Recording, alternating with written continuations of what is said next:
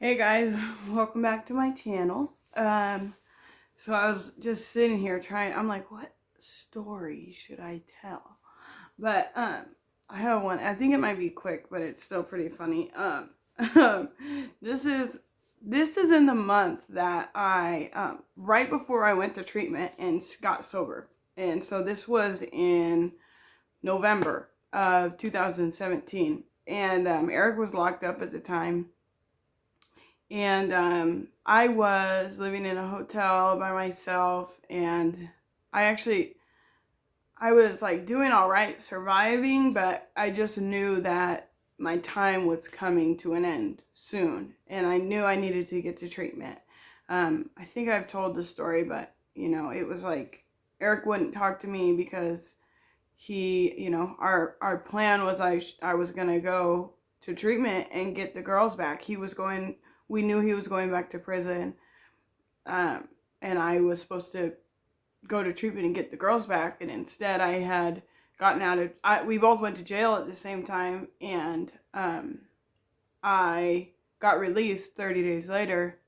And when I got released, instead of like, I had things set up where one of my she's called a PCAP worker, but for people who don't know, I think it's parents and children.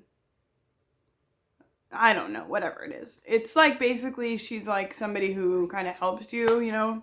She what most people would call like your, I don't know, like a life coach or something like that. Like she would help me out, and she had shown up to pick me up from jail, but she was like late picking me up, or actually she wasn't even late. She was just they had let me out early, and instead of just waiting for her, I just went on the run, and and I ended up going off and getting high, and it took me a couple months to finally make it to treatment. So in that time period, from when I had gotten out of jail to when I finally went back to treatment, Eric wouldn't talk to me. So, I was surviving, but I knew I needed to figure it out. So what ended up happening was I had set up a bed date, and not even a bed date. I had set up a time to go to detox, and it was at the end of the month, like November 25th or something.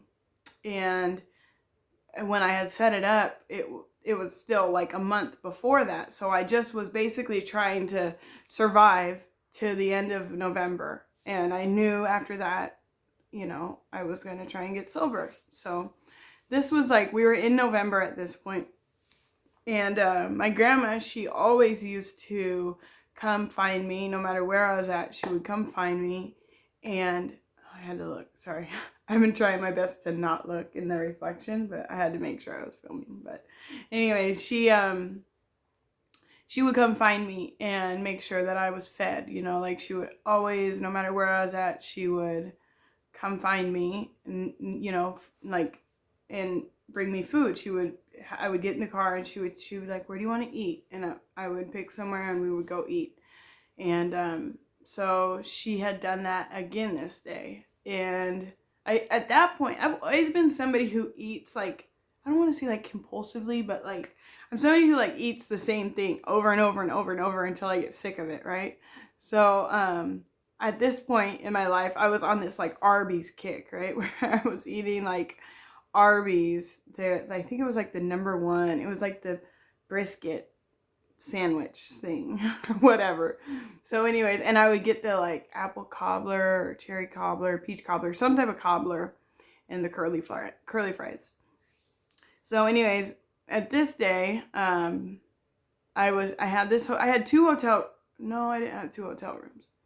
In this month, I had two hotel rooms, and sometimes I would stay at one hotel room, and other times I would stay at the other one, and then other times I would go back and forth. But at this point, I had one hotel room, and it was like, anybody who knows this area knows Fife, but like it's like Fife is like a small town on the outskirts of Tacoma. And I was in this one hotel room, and it was like the trap. Like the police were always there, and it was just like nothing good happened at this hotel. So anyway, she picked me up at that hotel and took me to go get food. And when we went to go get food, when we came back, when we went to pull into the parking lot, she pulled in, and I see the police, and they're standing out. There's police cars everywhere, and there's police that are standing outside of my door to my hotel room. And I'm like, oh my God, Grandma. And I lean my seat, I lean my seat back, and I'm like, Grandma, just keep driving, just keep driving, just keep driving. And she's like, what's going on? And I'm like, I don't know, Grandma, the police are at my room. Keep driving. And she's like, oh my God. And so she's driving, right? And as she goes, it's like one of those hotels where you like to go to the end, and then you have to go around it, and then you can go to the other side and go out. So she goes, and I have my seat leaned back. I'm like laying down flat. I'm like, Grandma, are they behind you? And there was a cop behind her. And I'm like, oh my God, they saw me. I'm about to go to, because I had warrants, you know, I lived with warrants. So I'm like, I'm about to go to jail. No, I have this bed date. And my grandma, I knew my grandma knew I had this bed date for treatment. And so I was just like, Grandma, please keep driving. Please keep driving. She's like, what am I going to do if they turn their lights on? I'm like, Grandma, just keep driving. And so she turns out of the parking lot, right? And she turns out, and they turn out too. And I'm just like, I'm dying. Because if they pull her over, I'm screwed. Like, they obviously were just in my room, so they have my picture pulled up. They know what I look like. Like, if they pull her over, I'm screwed.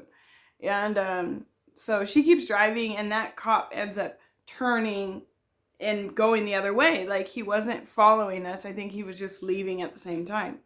So my grandma drives to the end of the road, like all the way down to the end of the road. And this is like a busy road that we're on. And so she parks down there, and she sits for a while. She's like, so what are we going to do? Like, my grandma doesn't, like, she's never, nothing like this. And I'm like, Grandma, I don't know. We got to wait for a while. We got to wait for them to leave, right?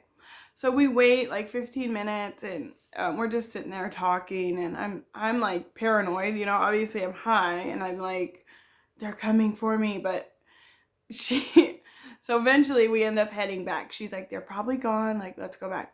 So we're driving back, and like, I'm like I've got my seat down, but I'm like up enough to where I can see, right? And I'm like, so we get close, and right when we start getting closer, they're still there. And I'm like, no, Grandma, keep driving, keep driving, keep driving.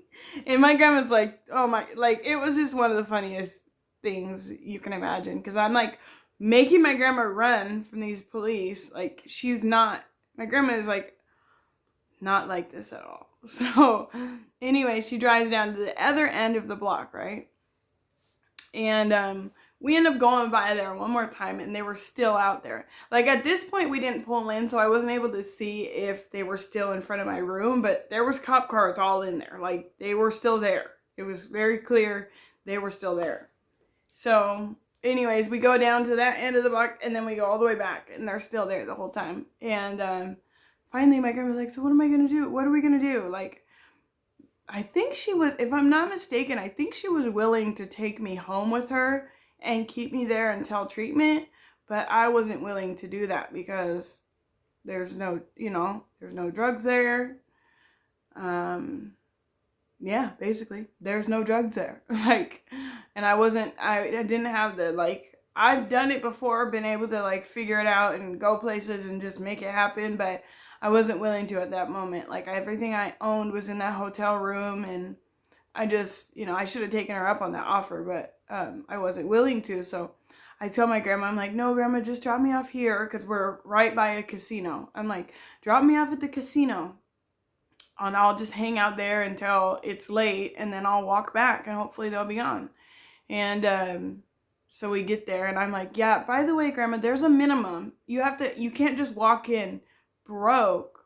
Like, you have to have $50 at least to even go in the casino, which was my brilliant idea. Like as if the casino really makes you open your wallet and show that you have $50, but like, it still was my way. And I think she's smarter than that. I know she's smarter than that, but I think it was like she wasn't just going to give me money, but that was a decent way for me to get some money. And so she gave me some money so that I was allowed in the casino.